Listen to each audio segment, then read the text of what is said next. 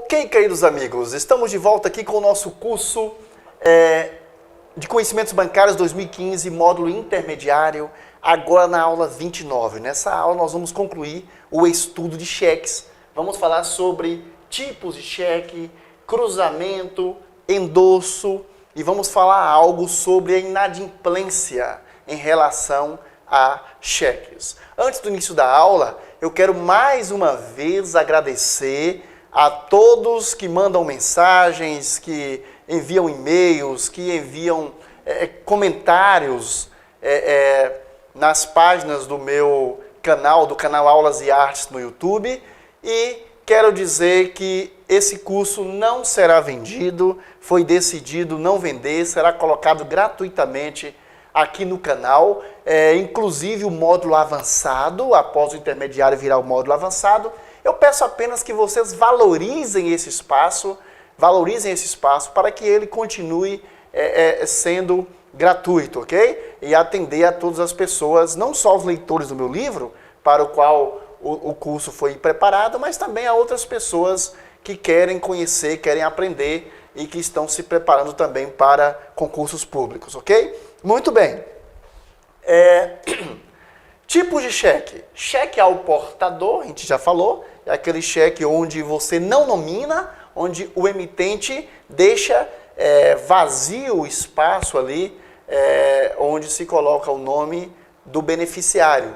Ou então passa alguns traços nele, até por razão de segurança, é bom que se faça isso, para que uma outra pessoa não ache o cheque e acabe nominando. Por razões de segurança, todo e qualquer cheque deveria ser nominado. Professor, o senhor nos disse numa aula anterior que só se deve nominar cheques acima de R$100. Sim, eu disse. E não mudou, continua. Cheques acima de R$100 devem ser obrigatoriamente nominados, ou seja, é necessário que o emitente diga quem é o beneficiário daquele cheque. Isso não quer dizer que ele não possa nominar um cheque, por exemplo, de R$20. Se bem que eu diria uma sacanagem emitir um cheque de R$20. Mas há momentos que é necessário. Então, um cheque de R$20 pode ser nominado, de qualquer valor pode ser nominado, mas a obrigatoriedade, a compulsoriedade está nos cheques acima de R$100. Ok. Então, o cheque ao portador, vocês sabem o que é. Cheque nominal é aquele que está, onde se indica, no qual foi indicado, né, o beneficiário ou beneficiários do cheque. Você pode colocar mais de um beneficiário. Antônio Francisco de Souza Maria dos Santos e alguma coisa, você pode colocar.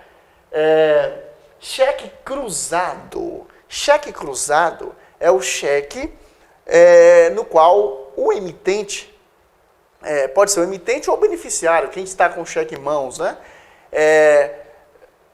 Colocou duas linhas transversais, duas linhas paralelas e transversais no cheque, indicando que aquele cheque será utilizado apenas para depósito, ou seja, ele não pode ser sacado diretamente no caixa. Então, o cheque cruzado, ele conterá essas duas linhas feitas à caneta, por exemplo, duas linhas paralelas, cruzando esse cheque, indicando que ele só poderá ser utilizado para depósito. E esse cruzamento, ele pode ser cruzamento em preto ou cruzamento em branco. Mas eu vou deixar isso para um outro slide aqui, me parece que eu coloquei os tipos de cruzamento aqui. Chancela mecânica. O que é a chancela mecânica? A chancela mecânica é a assinatura mecanizada do cliente, do emitente ou emitentes do cheque. Para isso, pegue o livro, o meu livro, você que tem o livro, na página 218, vamos ler aí o primeiro parágrafo, onde eu falo sobre a chancela mecânica. O que é a chancela mecânica? Prevista no parágrafo, página 218, por favor. Prevista no parágrafo único do artigo 1º da Lei do Cheque, Lei 7.357, de 2 de setembro de 85, inclusive, eu peço a você que leia a lei. Você pode ir no site lá da previdencia.gov.br, leia a lei 7.357, caso você esteja estudando para concurso de nível superior. Para concurso de nível médio, Banco do Brasil, Caixa Econômica, Banco do Nordeste do Brasil, Banrisul, Banestes, Banco da Amazônia, Banpará. Para esses bancos, bancos estaduais, bancos federais, bancos privados, algum teste que você vai fazer aí, não tem concurso, mas às vezes aplicam algum teste de conhecimentos, basta esta aula.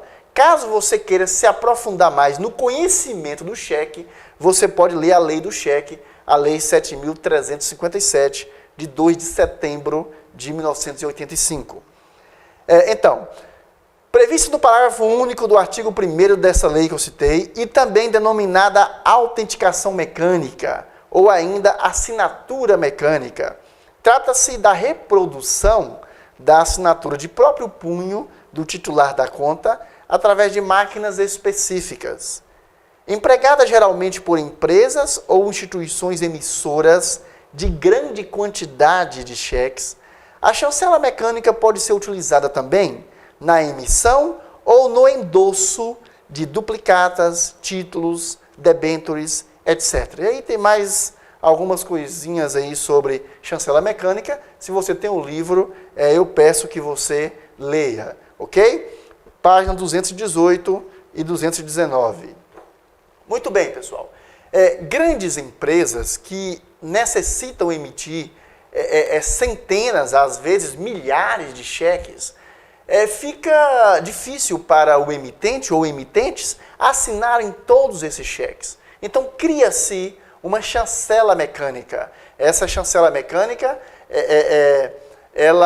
esse desenho mecânico que vai ser grafado no cheque, ele, através de máquinas apropriadas para isso, ele precisa ter um registro em cartório, o registro dessa chancela em cartório, uma descrição pormenorizada de como ela foi feita, de que material, como ela é, tamanho, etc., em cartório, para que passe a valer. Talvez alguém de vocês já recebeu algum cheque de uma grande empresa e você percebe que no lugar da assinatura é uma espécie de carimbo. É justamente a chancela mecânica ali com a assinatura do cliente ou dos clientes. Ok? Vamos em frente. Cruzamento de cheques está aqui. Eu já tinha falado de cheque cruzado. O que é o cheque cruzado? Né? O cheque que foi destinado apenas a depósito. Cruzamento de cheque. Cruzamento em preto, também chamado de cruzamento especial. O Banco Central prefere essa denominação. Cruzamento especial. O que é o cruzamento em preto? É o cruzamento onde, além de cruzar o cheque, foi dito em que banco esse cheque deve ser depositado. Então, se cruzou o cheque e entre essas linhas paralelas, você colocar o nome do banco, por exemplo, Banco do Brasil, logo, esse cheque só poderá ser depositado lá no Banco do Brasil. Não pode ser depositado em nenhum outro banco, ok? Então, esse é o cruzamento em preto, é o cruzamento especial, é onde você indica qual é o banco no qual você deseja que o cheque seja depositado.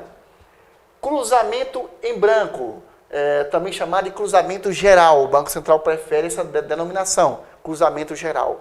É o cruzamento onde não se especifica em que banco deve ser depositado. Portanto, em qualquer banco que for apresentado, será feito o depósito. É preciso que preste atenção ao seguinte: os bancos, qualquer que seja o banco, quando recebem um cheque no caixa, eles cruzam o cheque imediatamente através de um carimbo chamado carimbo cruzador, justamente para que o cheque, para que se reconheça, em caso de perda, por razão de segurança, que o cheque já passou por aquele banco. O carimbo cruzador, ele consta o número da agência, o nome da agência e o nome do banco. Então, o próprio carimbo possui as duas linhas paralelas e entre elas o nome do banco, ok? Então, o carimbo cruzador, o banco bate no cheque, assim que recebe, assim que o caixa recebe o cheque, mesmo que não seja para depósito, mesmo que o cheque seja apenas para sacar, cheque do banco X e o próprio cliente leva ao banco X para poder sacar, mesmo que não seja para depósito, o caixa vai bater um carimbo ali, o carimbo cruzador, cruzando o cheque em nome daquele banco, ok? Não sei quem faz é o caixa ou um funcionário de compensação do banco, não é o cliente que bate o carimbo cruzador. Embora já vi casos, principalmente no interior, acontece muito isso, em que a própria empresa que é cliente do banco, ela manda fazer um carimbo e ela mesma faz o cruzamento ali em nome do banco por razões de segurança dela. Eu ainda não pesquisei se isso é legal ou não, mas já vi muitas empresas fazerem isso. A própria empresa bate o carimbo cruzador antes de enviar para o banco. Um carimbo semelhante ao carimbo do banco. Ok? Vamos lá? Endosso de cheques. Endosso de cheques. Endosso em preto e endosso em branco. Aqui funciona da mesma forma do cruzamento. O endosso em preto é o endosso em que se menciona o beneficiário para quem se está transferindo aquele cheque. O endosso em preto. O endosso em branco você não menciona, apenas assina no verso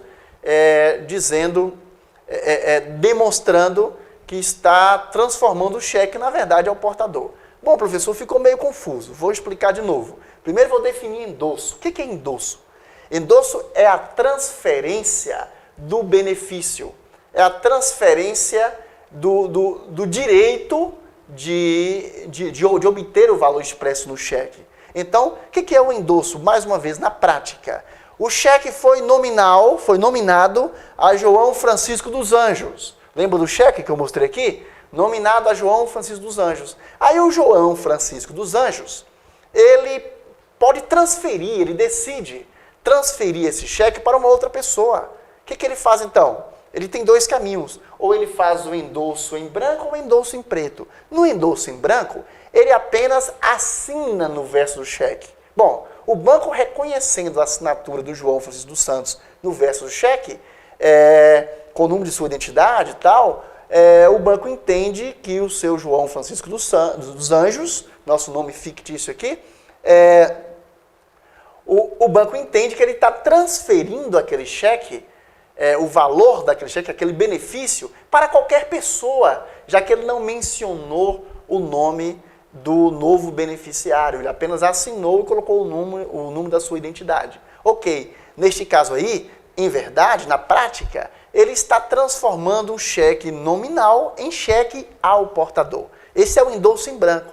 No endosso em preto, o seu João Francisco dos Anjos, ele vai escrever algo no verso do cheque, como, por exemplo, transfiro o presente cheque ao senhor, aí ele coloca Manuel da Silva Paranhos, Manuel da Silva Santos, e aí ele coloca o nome do beneficiário e ele assina. Então ele está transferindo para aquele novo beneficiário. Antigamente era possível fazer cadeia de endosso. Então o João Francisco dos Anjos transfere para o senhor Manuel dos Santos Silva e aí assina. Aí depois vem o Manuel dos Santos Silva e transfere para a Joana, ao senhor Joana de Oliveira, tal, ok. Era a cadeia de endosso que hoje é proibida, então só se pode endossar uma vez. João Francisco dos Anjos colocou o nome do Manuel de tal no verso e assinou, foi transferido esse Manuel de tal, não pode mais endossar, ok? Acabou a cadeia de endosso. Então o endosso em preto é o endosso em que se menciona o novo beneficiário. O endosso em branco não se faz menção ao novo beneficiário, apenas se assina no verso. Claro que quem tem que assinar é o beneficiário de origem, que está nominado lá no cheque, ok? A inadimplência com cheques, cadastro de emitente de cheque sem fundos, CCF. Muito bem, depois que o cheque é devolvido pela segunda vez, depois que ele recebe a linha 12, a devolução pela segunda vez, ele pode ser, o cliente poderá ser incluído no CCF. cadastro de emitente de cheque sem fundo. E para retirar, para excluir o nome do CCF, ele deverá procurar o banco. O nome dele vai estar no CCF, ele vai ter problema para comprar em algumas lojas, vai ter problema para, principalmente, né, para abrir conta em outro banco, para pegar cheques de novo, o seu talonário vai ser bloqueado e ele precisa excluir, fazer a exclusão do CCF. Há 3 tipos de exclusão: exclusão por solicitação, exclusão automática e exclusão compulsória, ou seja, obrigatória.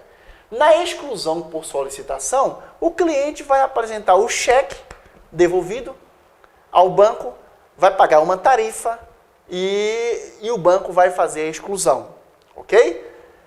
O cheque foi devolvido pela segunda vez, aí o cliente dele aparece e diz, olha, o cheque voltou sem fundo. Aí ele vai ter que pagar o cliente, recolher o cheque e apresentar ao banco para que o banco faça a exclusão. Essa é a exclusão por solicitação. Bom, e se o cliente perdeu o cheque? Se ele não tem mais o cheque? Ele emitiu o cheque sem fundo, pagou o cheque, a pessoa, ele pagou o que devia, mas ele não está com o cheque foi extraviado. E nesse caso, ele precisa apresentar outros documentos que comprovem que ele realmente pagou o cheque. Tem que apresentar, por exemplo, recibo ou declaração do cliente dizendo que recebeu o cheque, mencionando o número do cheque, né? Recebi do senhor fulano de tal o cheque, os valores referentes ao cheque número tal, hora extraviado. Tem que ter um recibo, provar que ele realmente pagou o cliente. Esse recibo reconhecido firme em cartório, reconhecido a assinatura em cartório. Além disso, ele tem que levar uma certidão negativa de protesto, mostrando que o cheque não foi protestado em cartório. Para quem tem o livro, eu menciono isso aí no livro, fica mais fácil, leia o livro, fica mais fácil para você entender. Além da cópia do cheque que o banco vai providenciar para ele. Então, a exclusão por solicitação, ela é feita simplesmente o cliente levando o cheque até o banco. Se o cliente não tem mais o cheque, ele vai levar esses 3 documentos: a cópia do cheque, que o banco providencia para ele, certidão negativa de protesto, ou seja, o cartório dizendo que aquele cheque não foi protestado, e vai ter que levar também um recibo ou declaração do cliente, do credor dele, dizendo que recebeu o valor referente ao cheque. Aí é feita a exclusão por solicitação. Exclusão automática. Esta é feita automaticamente após os decorridos 5 anos do registro daquele cheque como cheque sem fundo no CCF. Depois de 5 anos, sai automaticamente, sem que fique qualquer problema para aquele cliente. Então, quem emitiu o cheque sem fundo, basta esperar 5 anos e, ao meu ver, infelizmente, né, para o comércio isso é ruim, infelizmente, a pessoa tem o seu nome excluído automaticamente, ou seja, do cadastro de emitente de cheque sem fundo. Tem uma outra tem vantagem nisso aí, eu quero evitar julgamentos aqui, mas tem alguma vantagem nisso aí. Por exemplo, de repente, a pessoa já até quitou realmente, já pagou, mas aí está com o seu nome lá, porque de alguma forma não conseguiu retirar, não conseguiu essa documentação toda, e aí fica sem comprar, o comércio fica sem vender, tem um lado ruim disso aí também. Claro que algumas pessoas se aproveitam disso para poder emitir cheque sem fundo. Bom, exclusão automática após 5 anos. Exclusão compulsória. Como é feita a exclusão compulsória? Obrigatoriamente, o banco tem que excluir quando o cheque foi devolvido indevidamente, ou seja, quando o cheque foi incluído, quando o nome do cliente foi incluído indevidamente no CCF. Aí a exclusão é compulsória, o banco tem que excluir, sem que o cliente tenha que pagar nada por isso. Ok? É isso aí. Inadimplência com cheque é bem tranquila. Espero que você tenha apreciado essas aulas sobre cheque e aguardo você ansiosamente nas próximas aulas. Até lá, pessoal!